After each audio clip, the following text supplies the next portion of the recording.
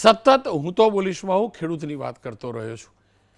ગયા અઠવાડિયે બટાકા પકાવતા ખેડૂતોને કેટલા ભાવ મળે છે, કેવી હાલત છે એ મેં રજૂ કરેલું. ખેડૂત માટીના ભાવે બટેટા વેચવા મજબૂર હતો ઉત્તર ગુજરાતનો. હવે સૌરાષ્ટ્રનો ખેડૂત એ જ ઢેફાના ભાવે ડુંગળી વેચવા માટે મજબૂર છે. તમને જાણીને દુઃખદ આશ્ચર્ય થશે, આપણા ત્યાં ભાવનગરનું મહુવા માર્કેટિંગ યાર્ડ છે, સૌથી મોટું માર્કેટિંગ યાર્ડ છે જ્યાં ડુંગળીના સૌથી વધુ સોદા થાય છે. 70 રૂપિયાથી 120 રૂપિયા પ્રતિ મણ. 20 કિલો ભાગી લેજો તમે તાર, 20 ભાગ્યા 70 એટલે 3.5 રૂપિયા થયા. 3.5 રૂપિયા ડુંગળી, અને બહુ બેસ્ટ ક્વોલિટી હોય કસ્તુરી. પેલી હવે શબ્દ વાપરી ગરીબની કસ્તુરી, મારો ખેડૂત ગરીબ થઈ ગયો. 6 રૂપિયાથી હારામારી ડુંગળી હોય તો 6 રૂપિયે ઢેફાવન માટીના એક જગ્યાએથી બીજા જગ્યાએ લઈ જવાનું ટ્રાન્સપોર્ટેશન થાય અને મજૂરી થાય, પણ મારો ખેડૂત હવે વેચવા મજબૂર છે. અને આ પાછું આપણા કૃષિમંત્રી સાહેબનો જિલ્લો છે એટલે મને લાગ્યું કદાચ અસર થશે, થોડો પ્રયાસ કરી લઉં. અને ખેડૂતને ખર્ચો જે થાય એમાં 10,000 રૂપિયાનું નુકસાન છે પ્રતિ વીઘા. અને એટલે જ ચર્ચા કરવા માટે 3 મહેમાનને જોડી રહ્યો છું, અને એ પૈકી શરૂઆત ભાવનગર એપીએમસીથી જ કરવા માગીશ. એપીએમસીમાં એમના ચેરમેન વતી એપીએમસી તરફથી જે વાત થઈ છે એ જોઈ લઈએ. પહેલાં વિશાલભાઈ, ડુંગળીની હરાજીમાંથી ખેડૂતોને કેટલા રૂપિયા મળી રહ્યા છે, શું કારણ અને કેવી રીતે ખેડૂતોને નુકસાન જઈ રહ્યું છે? ચાલુ વર્ષે આ વિસ્તારની અંદર ખૂબ જ મોટા પ્રમાણમાં વરસાદ આવવાથી ઉત્પાદનની અંદર ખેડૂત ભાઈઓને ખૂબ જ મોટું નુકસાન થયું છે. દર વર્ષે જે 200 થી 250 મણ ડુંગળી ઉતરતી હોય પ્રતિ વીઘાએ, એ ચાલુ વર્ષે 100 થી 150 મણ જ ઉતરી છે. જેમની સામે ખેડૂત ભાઈઓને પ્રતિ મણ 80 રૂપિયાથી 140 રૂપિયા સરેરાશ ભાવ અત્યારે મળી રહ્યા છે. હાલમાં મહુવા માર્કેટિંગ યાર્ડમાં અંદાજિત 50,000 થેલીની આવક થઈ રહી છે. ભાવ ઓછા મળે એટલે તમે કહ્યું 80 રૂપિયાની આસપાસ, એટલે 4-5 રૂપિયા પ્રતિ કિલો થઈ ડુંગળી. તો ભાવ ઓછા મળવા પાછળનું કારણ શું? ખાસ કરીને રોનકભાઈ, આપને વાત કરવામાં આવે તો ચાલુ વર્ષે સૌરાષ્ટ્રની અંદર ખૂબ જ મોટા પ્રમાણમાં માવઠું વરસાદ વધારે થયો. એમને હિસાબે જે પહેલી વખત જે વાવેતર કરવામાં આવ્યું હતું બિયારણ, એ એકદમ નિષ્ફળ ગયું અને બીજી વાર વાવેતર થયું. ત્યારબાદ પણ વરસાદ ચાલુ રહેતા ઉત્પાદનમાં ઘટાડો થયો. અને ખાસ કરીને જે ડુંગળી, આ કાંજીની જે ડુંગળી છે એ જાન્યુઆરી ફેબ્રુઆરી મહિનામાં આવી જતી હોય, એની બદલે હાલ માર્ચમાં પણ 50,000 થેલી જેટલી આવક થઈ રહી છે. એમની સામે અત્યારે રાજસ્થાન, એમપી અને નાસિકમાં પણ આવક થઈ રહી છે. એમને હિસાબે જે ખરીદી છે એ ગુજરાતથી ખૂબ જ નહીવત છે. જેમને હિસાબે ખેડૂત ભાઈઓની જે ડુંગળી વરસાદના હિસાબે બગડી ગઈ હતી અને ક્વોલિટી પણ સારી નથી, એમને હિસાબે ખેડૂત ભાઈઓને અત્યારે હાલમાં 4 રૂપિયાથી લઈને 8 રૂપિયા સુધી કિલો મળી રહ્યા છે. તો પછી બહારના પ્રદેશમાંથી આપણા ત્યાં ડુંગળી આવવા લાગી, એવું થયું? હાલમાં તો જે આપણા વિસ્તારની ડુંગળી છે એ જ આવે છે, પણ સાથે સાથે રાજસ્થાન અને એમપીની અંદર જે અગાઉ વાવેતર થયું હોય તેનું ઉત્પાદન અત્યારે નીકળ્યું છે, જેથી કરીને ત્યાં ગરાગી ટ્રાન્સફર થઈ ગઈ છે. અચ્છા, બીજું મારે જાણવું હતું, ખેડૂતની પડતર કેટલી થાય અને આપણી સરકાર પાસે અપેક્ષા છે શું? ખાસ કરીને અત્યારે જો ડુંગળી વાવેતર થાય અને ઉપાડે અને થેલો ભરી અને માર્કેટિંગ યાર્ડમાં પહોંચાડે ત્યાં સુધી પ્રતિ વીઘાએ જે ઉત્પાદન આ વખતે ઓછું આવ્યું છે એ હિસાબે 30,000 થી 35,000 રૂપિયા જેટલો ખર્ચ ખેડૂત ભાઈઓને થાય છે. પણ ચાલુ વર્ષે 100 થી 150 થેલા જ ડુંગળી થઈ છે, એટલે કે 200-250 મણ પણ ડુંગળી નથી થઈ. જો 200 મણ ડુંગળી ગણવામાં આવે અને 150 રૂપિયાના ભાવ ગણવામાં આવે તો પણ ખેડૂત ભાઈઓને પ્રતિ વીઘા 10,000 જેટલું નુકસાન જઈ રહ્યું છે. જેના અનુસંધાને અગાઉ માર્કેટિંગ યાર્ડના ચેરમેન 2017, 2019, 22, 23 અને 25માં રાજ્ય સરકાર દ્વારા સહાય ચૂકવણી કરવામાં આવી હતી. તો ચાલુ વર્ષ માટે પણ માર્કેટિંગ યાર્ડના ચેરમેન ગભરુભાઈ કામડિયાએ રાજ્ય સરકારમાં ડુંગળી સહાય આપવા માટે અરજી કરેલ છે, અને વહેલી તકે ખેડૂત ભાઈઓને આ સહાય મળે તો જેના ઉપર જે નુકસાન આવ્યું છે ખેડૂતોને, એ નુકસાન કરવાનો વારો ન આવે.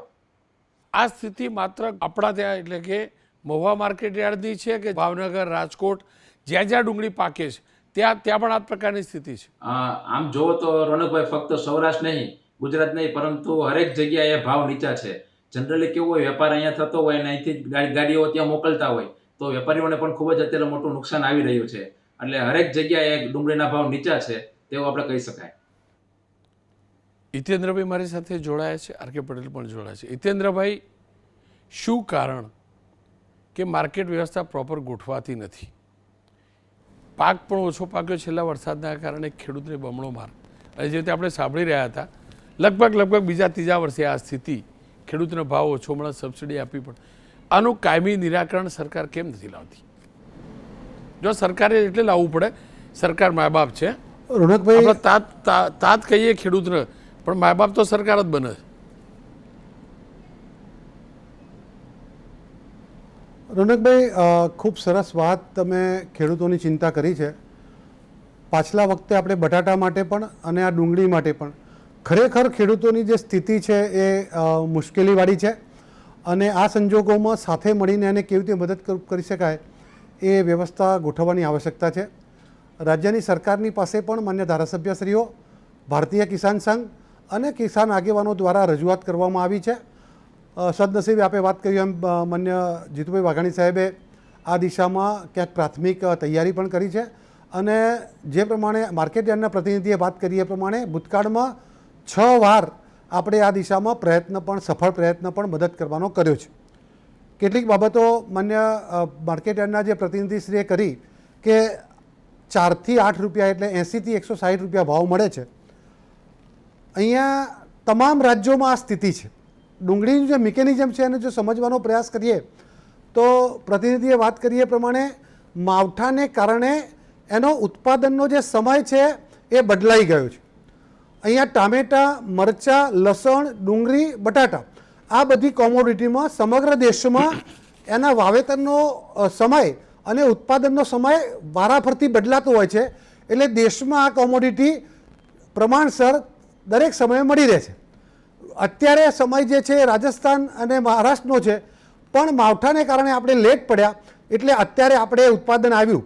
એટલે સમગ્ર દેશમાં ઉત્પાદન વધારે અને પુરવઠો વધારે હોવાને કારણે આપણો માલ માત્ર રાજ્યમાં જ વેચાય છે, બીજા રાજ્યોમાં વેચાતો નથી.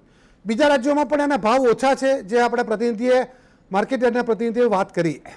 એનું પણ એક કારણ છે કે 2014-15માં આપણા ત્યાં 10 થી 12 લાખ હેક્ટરમાં ડુંગળીનું દેશમાં વાવેતર થતું હતું. અત્યારે 18 થી 20 લાખ હેક્ટરમાં વાવેતર થાય છે. એ વખતે 200 થી 210 લાખ મેટ્રિક ટન ઉત્પાદન હતું. અત્યારે 350 લાખ મેટ્રિક ટન ઉત્પાદન થયું છે અને પરિણામે ડિમાન્ડ એન્ડ સપ્લાયને કારણે આપણે એમાં લાલ ડુંગળી પૂરતો વ્યવસ્થા નથી કરી શક્યા. જો સફેદ ડુંગળીનો સમય હોય તો સફેદ ડુંગળીમાં આપણે પહેલાં 80 થી 90 ડિહાઇડ્રેશન પ્લાન્ટ હતા, અત્યારે 10 વર્ષમાં આપણે એને 150 સુધી લઈ જાય છે. સમગ્ર દેશમાં જેટલું ડિહાઇડ્રેશન થાય છે, પાવડર બને છે, એનો 80% આપણે મહુવા, ભાવનગર જિલ્લામાં ગુજરાત બનાવે છે. એટલે વેલ્યુ એડિશન કરવાનો પ્રયાસ કર્યો છે. જ્યારે જરૂર પડે ત્યારે નાફેડથી ખરીદી કરવાનો પણ પ્રયાસ કર્યો છે. જ્યારે જરૂર પડી ત્યારે આપણે એમાં સબસિડી આપીને પણ કમ્પેન્સેશન કરવાનો પ્રયાસ કર્યો છે. પણ તમે વાત કરી એ પ્રમાણે ખરેખર તો આ જે કુદરતનો કેર છે, ઉત્પાદન ઓછું આવે, ઉત્પાદન ખર્ચ વધે, માવઠું બગાડે, ગરમી બગાડે. અહીંયા આ ઉત્પાદન માવઠાને કારણે લેટ થયું તો ફેબ્રુઆરી મહિના સુધીના જે ભાવ હતા એ 200 થી 250 રૂપિયા રહ્યા અને જેવી ગરમી ચાલુ થઈ એટલે ગુણવત્તા પણ બગડી અને એક સાથે કાઢવી પડી. મેં અગાઉ કીધું હતું એ પ્રમાણે બટાટામાં પણ અને ડુંગળીમાં પણ આપે પણ કબૂલ્યું હતું કે માર્ચ મહિનો છે, આ સદીની સૌથી વધારે ગરમી માર્ચ મહિનામાં પડી અને એના પરિણામે જમીનની અંદર રહેલા પાકો એ ડુંગળી હોય, બટાટા હોય, ગાજર હોય, આ બધા લોકોમાં ગરમીને કારણે બગડી જાય એટલે એક સાથે કાઢવા પડ્યા. એટલે ખેડૂતો જે વારાફરતી ગ્રેજ્યુઅલી માર્કેટમાં મૂકતા હતા અને ભાવ આવતા હતા એ સ્થિતિનું પણ નિર્માણ ના થયું. સાથે સાથે એની ગુણવત્તા બગડી એટલે પણ ભાવો ના આવ્યા. ગુણવત્તા બગડી એટલે બીજા રાજ્યોમાં પણ મોકલી શકાતા નથી. બીજા રાજ્યોમાં પણ ઉત્પાદન વધારે છે અને આપણા રાજ્ય સાથે ઉત્પાદન એક સાથે થઈ ગયું એટલે પણ ભાવો ઘટ્યા છે. પણ કુલ મળી આપણે સરકારમાંથી શું આપવાના છે કહી દો ને. અને દર વખત આ જ કરવાનું, ખેડૂત વતી અમારે માગવા આવવાનું, ખેડૂતો આવેદનપત્રો આપવાના, આપણે શું આપવાના છીએ? સરકાર નક્કી કરશે, સરકાર કહી દે ભાઈ ડુંગળી બંધ કરી દો વાવવાનું. આપની વાત સાચી, આપની વાત સાચી છે, આપની વાત સાચી છે અને એટલા માટે જ આમાં લાંબા ગાળાના આયોજનના ભાગરૂપે જો કંઈ સરકાર સબસિડી આપે ને બોરીએ 50-100 રૂપિયા, એનાથી ખેડૂતનું કંઈ દરદર ફીટવાનું નથી. અહીંયા દાખલા તરીકે 80માંથી 150 જેટલા ડિહાઇડ્રેશન પ્લાન્ટ કર્યા, પણ એ માત્ર સફેદ ડુંગળીમાં ચાલે છે. અહીંયા નાફેડથી આપણે ખરીદી કરીએ પણ સ્ટોરેજની પણ કેટલીક આપણી લિમિટ છે. સ્ટોરેજ કેપેસિટી વધારવાનો પ્રયાસ કર્યો છે, પણ પરંપરાગત સ્ટોરેજ કરતાં જે માળા પદ્ધતિ છે એ પદ્ધતિથી સ્ટોરેજ કરવા માટે સરકારે સબસિડી આપવાનું શરૂ પણ કર્યું છે. અને આવનારા દિવસોમાં પ્રત્યેક ખેડૂતને પોતાનો માળો હોય અને 1.5, 2, 2.5, 3 મહિના સુધી એ સંગ્રહી શકે તો ડુંગળી તો આવશ્યક વસ્તુ છે. દરેક ઘરમાં ડુંગળી કે બટાટા વગર ચાલે એવી સ્થિતિ નથી. પણ આપના માધ્યમથી એબીપી અસ્મિતા એ ખેડૂતો માટેનું લોકપ્રિય માધ્યમ છે અને મારી આપના માધ્યમથી વિનંતી છે કે ખેડૂતની વારે જો જનતા આવે અને ડુંગળી બટાટા કોઈ પણ ઘરમાં પ્રતિ માસ 5 થી 10 કિલો વપરાય છે, તો આવા સમયે ખેડૂતો પણ જો સસ્તી મળે છે અને 20-20 કિલો જો સંઘરી લેવાનું ચાલુ કરે તો મને લાગે છે કે ખેડૂતોનો મોટા ભાગનો પ્રશ્ન સોલ્વ થઈ જશે. કારણ કે એક જ મહિના પછી આ ડુંગળી પાછી 25 ને 30 રૂપિયા કિલો મળતી થવાની છે. જો મારી નમ્ર વિનંતી છે સૌ ગૃહિણીઓને કે આપને હંમેશા ડુંગળીની જરૂર પડે છે, હંમેશા બટાટાની જરૂર પડે છે અને આપ ઠંડકમાં રાખો તો 15-20 કિલો તો આપણે અગાઉ પણ રાખતા હતા. જો આ તબક્કે હું જવાબદારીમાંથી સરકારની જવાબદારીમાંથી છટકવાનો પ્રયાસ નથી કરતો, પણ એક વિનંતી કરું છું કે ખેડૂતોને મદદરૂપ થવાય. આપણે કોરોના કાળમાં જોયું હતું તો આપણે આ શાકભાજી જે ખેડૂતો ડાયરેક્ટ આપતા હતા તો ખેડૂતને ફાયદો થયો તો આપણને પણ ફાયદો. સમયનો અભાવ છે. તમે ભાભીને ઘેર કહેજો પહેલા કે 20 કિલો લઈ આવું, મારે તો કહી દો. બરાબર, આપણે આ બધી વાતો કરીએ છીએ સાહેબ, ખેડૂતનું કોઈ સાંભળતું નથી. તમે આ 10 મિનિટ 7 મિનિટ બોલ્યા ને, શું આપીશું નહીં બોલે. આર.કે. પટેલ, સરકાર આપવાની છે વાર્તા છે, ચોખ્ખી વાત. હું બહુ સ્પષ્ટ કહું છું, ગત વર્ષ કરતાં ડુંગળીનું વાવેતર ઘટ્યું છે. 1,02,210 મેટ્રિક ટનમાંથી 94,879 મેટ્રિક ટન થયું છે. એટલે વાવેતર ઘટ્યું છે. ભાઈએ જે અહેવાલ આપ્યો એ પ્રમાણે ઉત્પાદન ઘટ્યું છે. તો કેમ ભાવ ઘટ્યો છે, પહેલું તો આ. અને બીજું કે તમે શું આ સરકાર તરફથી બોલ્યા છો, અમે પણ 17 મને કૃષિ મંત્રીશ્રીને કીધું હતું કે ભાઈ આની અંદર શું કરી શકાય, શું આપવાના છીએ અથવા કેવી રીતે મદદરૂપ થઈ શકીએ. કૃષિ મંત્રીશ્રીએ આશ્વાસન આપ્યું હતું કે અહેવાલ મંગાવું છું આગલા વર્ષે શું પરિસ્થિતિ હતી. પરંતુ કમનસીબે વિધાનસભાનું સત્ર હોવા છતાં બટાકા માટે અને ડુંગળી માટે બહુ ઓછા ધારાસભ્યો બોલ્યા છે. મત લેવા તમે જાઓ છો એ વખતે હાથ જોડો છો. આપણા માધ્યમથી ખેડૂતોને પણ વિનંતી છે કે હિસાબ માંગો. આપણા માટે કોણ બોલ્યું એનો હિસાબ માંગો અને તો જ એનું નિરાકરણ આવશે. એટલે કેટલી રકમ આપણે આપવા માંગીએ છીએ, આગળ તમે કીધું છે કે કોઈક ઐતિહાસિક પેકેજ જાહેર કરીશું, તો આ બટાકા ડુંગળી માટે શું કરશું? કોન્ટ્રાક્ટ ફાર્મિંગ બટાકાની અંદર હતું, કંપનીઓ ફરી ગઈ. શું કર્યું આપણે? કંપનીઓ બોલીને ફરી ગઈ છે. એવા ઘણા દાખલા છે.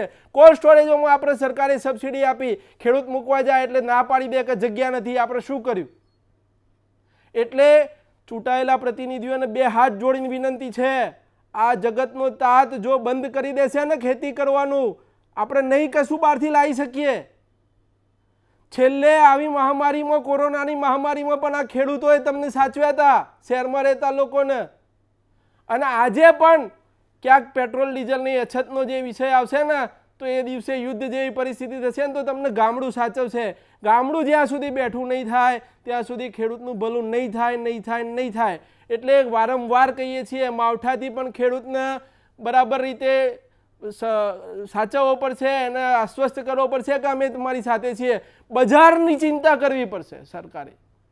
ખેડૂત વાવે છે એને વેચવાની વ્યવસ્થા, બહાર કેવી રીતે એક્સપોર્ટ થાય. અને ઇન બિટવીન જે બટાકાની અંદર તો રોનકભાઈ આપણને જે અનુભવ થયો છે એની અંદર કોલ્ડ સ્ટોરેજના માલિકોએ જ્યારે ખેડૂતો મૂકવા જાય ત્યારે નથી જગ્યા એવું કર્યું છે, કંપનીઓએ બુક કરી દીધું, નીચા ભાવે બટાકા પડાવી લીધા છે એમ કહીએ તો એ ખોટું નથી. ખેડૂતોએ મજબૂરીમાં બટાકા વેચી દેવા પડ્યા. અને આજે કોઈ સરકાર જાહેર કરે કે ભાઈ કોલ્ડ સ્ટોરેજનું માલનું પરિવહન કરવાના પૈસામાં આપીશું, આ તો ખેડૂતે જે વેચી દીધો, નાના ખેડૂતે જે માલ વેચી દીધો એનું શું? કોલ્ડ સ્ટોરેજ વાળાએ શું કર્યું? કંપનીઓના લીધા બટાકા. હા, કંપની બરોબર, કંપનીઓનું બુકિંગ થઈ ગયું છે એવું કીધું. 2 કરોડ રૂપિયાની સબસિડી હોય, 50% સબસિડી આપે, એના માટે થોડી આપે. અમે કંપનીઓનું બુક કરી લીધું છે, તમારા બટાકા નહીં મૂકીએ. હવે ખેડૂત ખુલ્લા ગરમી હોય ક્યાં મૂકવા જાય એટલે બિચારાએ નીચા ભાવે આપી દીધા, એમ બૂમ પડાય. કોન્ટ્રાક્ટ કરેલા રોનકભાઈ, કોન્ટ્રાક્ટ કરેલી કંપનીઓ પણ ક્યાંક ના ક્યાંક ફરી ગઈ છે. ગત વર્ષે રાઘવજીભાઈની સરકાર, રાઘવજીભાઈ કૃષિ મંત્રી હતા, બેઠક કરી, નક્કી થયું કે ભાઈ જૂનો ભાવ આપશું, એમાં બી ફરી ગયા છેલ્લા ટાઈમે. માન્ય જીતુભાઈને પણ આ રજૂઆત કરી, જીતુભાઈએ પણ એકવાર પ્રયત્ન કરી અને કંપનીઓ વરણ બોલાયા છે, પણ નિરાકરણ નથી આવતું. એટલે ક્યાંક કાયદાની અંદર પર સુધારો કરવો પડશે, કોન્ટ્રાક્ટ ફાર્મિંગના કાયદાની અંદર, તો બટાકા પકવતો ખેડૂતો આશ્વસ્ત થશે. એટલે અત્યારની પરિસ્થિતિમાં માત્ર છાપો ફેરીને આવી જવાથી અથવા હું ખેડૂત પુત્ર છું એવું બોલવાથી ખેડૂત નહીં થઈ જવાતું ભાઈ. એના માટે ખેડૂતનું હૃદય હોવું જોઈએ અંદર, અને ખેડૂતનું હૃદય ત્યારે હોય આજે આપણા ચૂંટાયેલા પ્રતિનિધિઓએ ખાલી મત લેવા અથવા સચિવાલયની અંદર આપણા 2 રોડ પાસ કરવા, આપણી બદલીઓની ફાઇલો લઈ જવી, એનાથી નહીં થાય ભાઈ. કેટલા લોકોએ 182 ધારાસભ્યો છે, બધા જ્યારે કહે છે તારું હું ખેડૂત પુત્ર છું, એ ખેતી કરે. ના ના એક તમારી ભૂલ કેટલાક 5-10% ધારાસભ્યો છે. ના ના ના 5-10% ધારાસભ્યો છે સારા. આરકે પટેલ પરંતુ ક્યાંક આ લોકોએ પણ જવાબદારી નિભાવી. આરકે પટેલ બધા ખેતી કરે છે, મતની ખેતી કરે છે. તમે સમજ્યા જ નહીં. એટલે ખેડૂત છે, મતની ખેતી કરે.